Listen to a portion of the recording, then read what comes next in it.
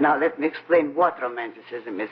It is a school of literature based on Aristotle's aesthetic principle, that the purpose of literature is to present things as they might be and ought to be. In other words, to project that which is possible to man, to project man's highest potential. That is, in effect, romantic literature. It's plot structure, and it's the sense of drama, the sense of conflict, and above all, the sense of morality, the conflict of good and evil. What do you think of the James Bond pictures now? Fleming, I assume you would kind of like at times, because he's a pretty good constructionist, isn't he? Oh, yes, he's one of my favorites. What happens to those movies when they're transferred to the screen? They're almost strictly a satirical thing, aren't they?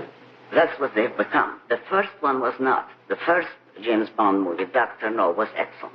It was really a good example of what a romantic movie should be. Progressively, they become more and more satirical. They're making fun of their own heroes. They're making fun of themselves. They're making fun of the audience that likes them. They are trying to spit at the very thing on which they're writing, by which they're profiting.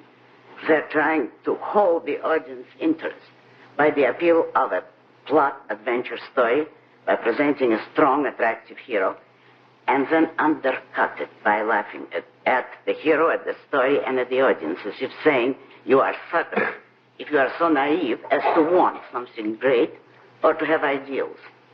It is a slap at the audience's face. The anti-hero thing seems to be the thing now. Man who can get away with almost anything and be admired in the movies.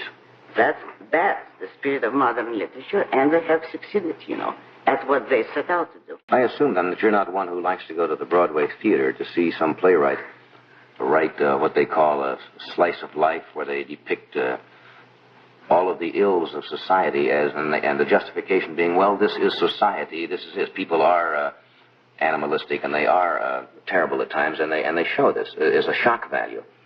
Well, I would say to begin with, they have to speak for themselves. I don't think that people are animalistic. I don't think it is a slice of life. I'd like to know whose life and what life. That is not life as I see it. And even if there are such people, which I doubt, because it is all symbolic exaggeration, it is not realism even. But even if there were, what importance are such people? It isn't the mindless, it isn't the brutal, it isn't the ugly in man that one should be concerned with. But it is man's highest potential. Above all, his creative mind, his values. And you know what's very strange? In the light of the film you were showing just a few minutes ago, the film of Colonel Glenn in space, how dare modern writer present man as futile, helpless, frustrated, unable to achieve anything? Have you seen Albie's new play, Everything in the Garden? I wouldn't go to see anything by Albie. You wouldn't? No. Why not?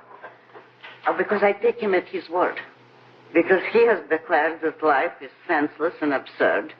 And if it's true, that would mean that his play is part of life, of course, and is also senseless and absurd.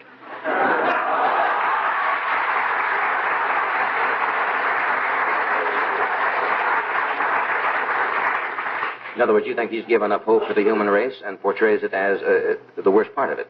I don't think he even is concerned with the human race. I think he's probably presenting life as he sees it.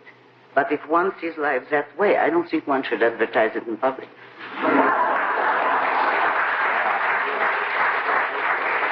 Well, the next time Mr. Albee was with us, I'll have to ask him about that and see what he says. Well, don't have me... No, I won't. No. We've never had a murder live on our stage before.